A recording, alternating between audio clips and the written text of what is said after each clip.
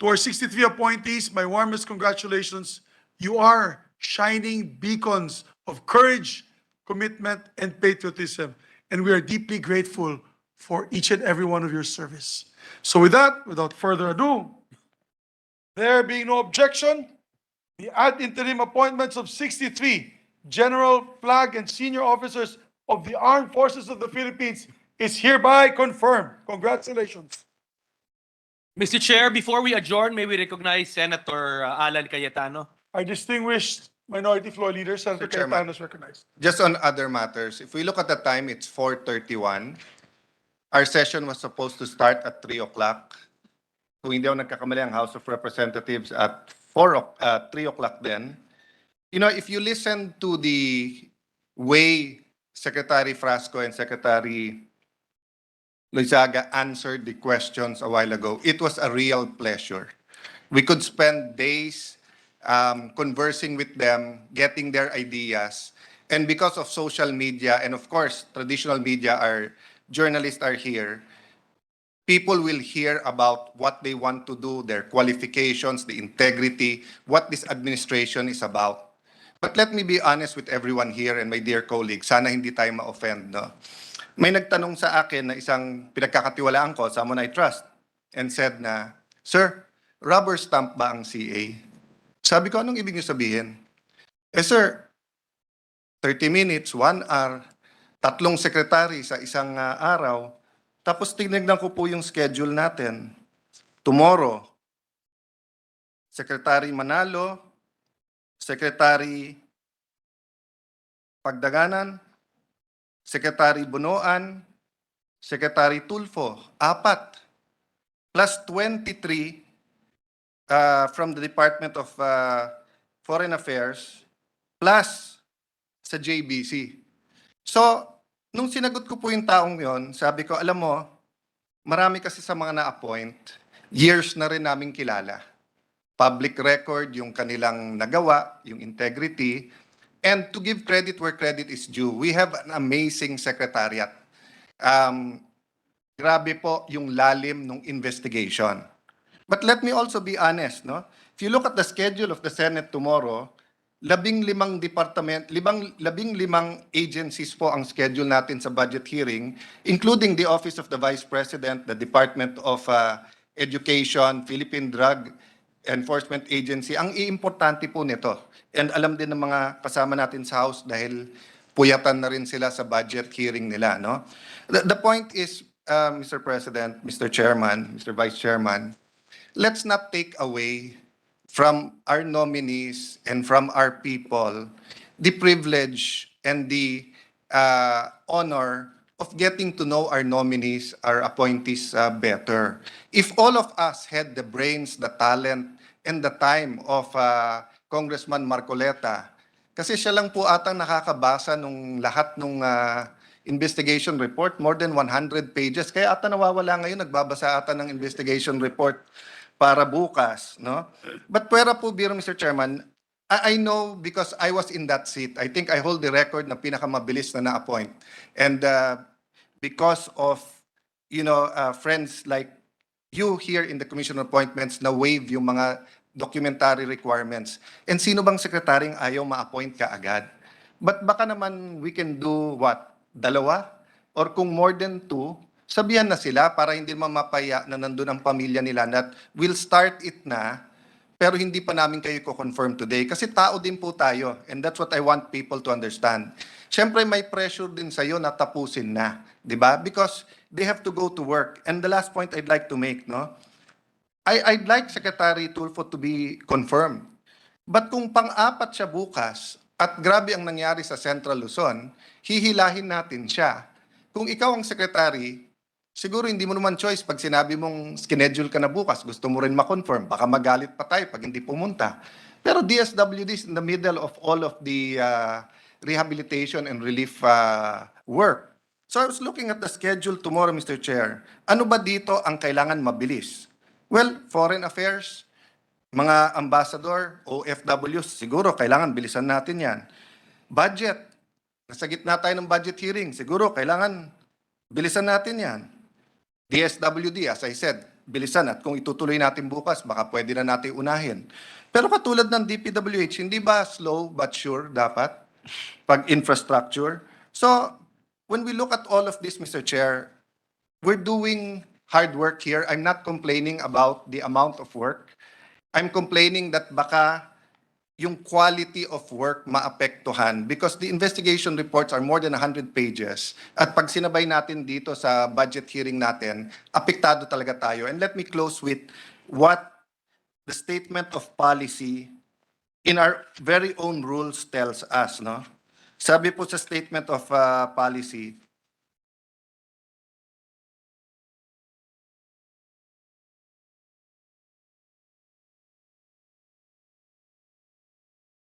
the Commission, being part of our Republican system of checks and balances, shall act as a restraint against the abuse of the appointing authority, to the end that the power of disapproval should be exercised to protect and enhance public interest. So I do know that in the case of the DFA and the AFP, iba po kasi nga double ang check and balance natin eh. They don't get appointed or promoted without going through a rigorous process in their departments and then yung ating secretariat, no? Pero yung secretaries, the reality is alter ego choice ng presidente yan eh. So although may vetting system, hindi pa ganun ka-high-tech ang vetting system natin. So it is really the CA that is the line of defense. So may I appeal to our colleagues and to the good chair and vice chair, no, that let's do it slowly but surely. If we have to work overtime, if we have to go Thursdays, why not? Di ba? If we have to extend after yung session natin, why not? Di ba? Pero kung naghahabol lang tayo dahil last day tomorrow, and then maapektuhan naman, kung may mangyari dito, may skandalo mangyari sa department, di ba? Siyempre, apektado. Oy, 30 minutes lang yan. Oy, 4 lang nagtanong yan. Oy, lahat ng nag-endorse niyan, nag-insert lang sa record, no? Apektado po. So may I just make this appeal and make this assurance to our people that we're working hard and we'll make sure na quality ang trabahong ibibigay ng your Commission on Appointments. Thank you, Mr. Chair, and may I Thank make you. that appeal. If I may be able to also put on record, we made that appeal earlier, Senator Cayetano. In the beginning of the session, I already informed the Secretariat that we should only have no more than 3 committees to handle. We have 4 secretaries, 23 ambassadors Okay. or DFA, and 1 JBC tomorrow. And I was informed no cancellation. So I don't want the secretaries to wait, Mr. No, Chair. no, Maybe- that's why. To allow me to explain, my dear colleague, no? We are performing our duties. We are not neglecting our duties here. Remember, we have to put it in proper context. If they are not appointed tomorrow, they will be bypassed. And therefore, the president has to reappoint them when we come back. So that also gives them a problem. It's problematic for the secretary to be bypassed and have to seek another reappointment. It is also going to hinder their performance as members of the cabinet. So that is why we always ask if there are objections. In the committee, no one is prevented, and you can ask the majority leader, no one is prevented from asking, and no one is prevented from objecting, and no one is prevented from asking another hearing. As a matter of fact, Secretary Manalo was already invited for 1 hearing, but we asked him to come back.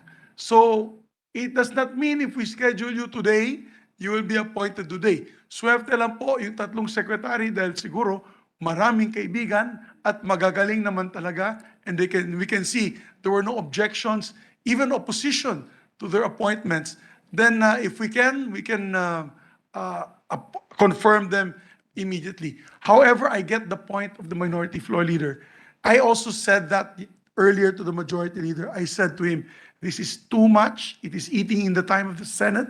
We have to be able to ask quality questions, allow our colleagues to ask the questions. So we are going to follow your lead. And maybe tomorrow, pasensya na lang. Siguro tama po si Senator Cayetano, tomorrow is our last day. We have so many topics to tackle before we go on our recess. And so we may have to sacrifice some of the appointees tomorrow. It's not that we don't want to hear them, it's just that lack of material time. And if everyone actually manifests their support, it takes over 2 hours. We started at 3 p.m.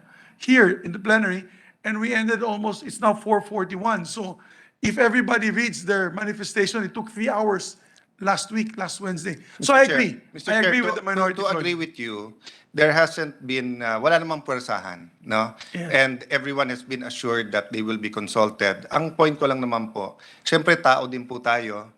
Pag tinitigan tayo ng mga chairman na overtime na, bilisan mo. And personally ako, although matanong din po ako, I'll ask it sa budget hearing. Pero hindi ko rin ma-attendan yung budget hearing kasi kasabay. So ang point ko lang naman po, siguro understanding from the Office of the President na because sabay-sabay, because it is the start of the new administration, may mababypass talaga. But that is not on the reflection on the performance or integrity of the nominee or the appointee. So let me just put that on record. Na yung mababypass ngayon, siguro kung 3-4 beses ka na ma-bypass, ibang usapan yun. And that's why we have a rule na kailangan magbotohan na after 3 beses, no, na ma-bypass ka. No? So having said that, I thank you, Mr. Chair, and hopefully nga, we can meet quickly and decide para hindi naman maghintay yung hindi kailangan maghintay kasi may trabaho din yung secretary na yun eh, no? Thank you very, very much. Yeah, we Mr. take Chair. note of that, and we will take steps to make sure that it does not happen again. And I'd like to start sessions at 3 p.m. because I am going to be ridiculed by our former Senate President, Senator Soto, who always made sure session opened at exactly 3 p.m. every day. Mr. President, Senator Tolentino. Mr. President, I commiserate with the position of Senator Cayetano, although I'm not part of the minority. Perhaps to rephrase his comments, it would boil down to the 5-day rule, Mr. President. We are not yet tired. Congressman Marcoleta is still very energetic, and the same is true with the majority leader. He emphasized to me his youthful robustness during the lunch break, but perhaps again, the toll on our daily grind, Mr. President. The toll probably is the gist of the good minority leaders manifestation. So, Mr. President, we can still work. We can still work, but we observe the 5-day rule. We recognize likewise the limits of our physical endurance. This is not going to be a marathon, but the marathon is the budget deliberations. But we all enjoy working for the Commission on Appointments as part of our mandate, Mr. President. So I join the manifestation of our good minority leader. Baka pagod na yung iba, pero ituloy lang po natin yung ating trabaho. Alang-alang sa bayan, Mr. President. Mr. Chair, may we recognize Senator Cynthia Senator Villar? Villar is recognized. I just want to manifest that those in the list tomorrow, I haven't talked to them even once. So I just wonder if we schedule secretaries whom we haven't talked to before their appointment. I just want to make that manifestation. Thank you very much. Mr. Chair, one thing is for sure, all members are hardworking and up for the challenge. But, however, we understand that the Senate has to tackle your own agenda Agenda. in business. Congressmen, we have to go back to Congress now because we're in the thick of approving on third reading the budget. But we note everyone's opinion, comment, and moving forward, I think we will work accordingly based on time constraints and And we appeal, Your Honor, we appeal to our friends in the executive because they badger us with calls every night, every hour, including the Secretariat. We make an appeal to our distinguished colleagues that we will now follow maybe a 2-committee or maximum 3-committee rule every Commission on Appointments Day so that hindi po tayo always naghahabol ng oras. We have enough time to ask questions and we have enough time to vet out any opposition on their appointments. And we appeal to them. We don't do this because we don't like them. We do this, as said by Senator Cayetano, because we want the public. We owe it to the public to know what their plans or programs are for their departments. So I'm glad that the Minority Floor Leader brought that up.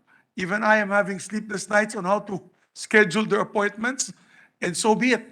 It has been said and it shall be followed. And if there's no objections from our colleagues, in the next hearing, the next few hearings, particularly tomorrow, we cannot finish tomorrow with the list that I've given. We will not be able to finish till 6 p.m. So that we'll have to cut down that list.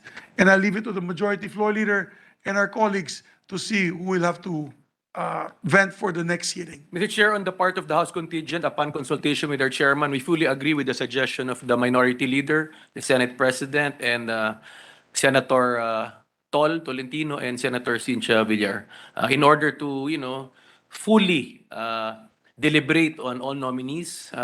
We agree with the suggestion, and the 5-day rule definitely should be followed moving Yes. forward.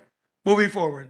Thank you very much. So, gentlemen, ladies, after a very long day, I think this is the longest day that the Commission on Appointments has had.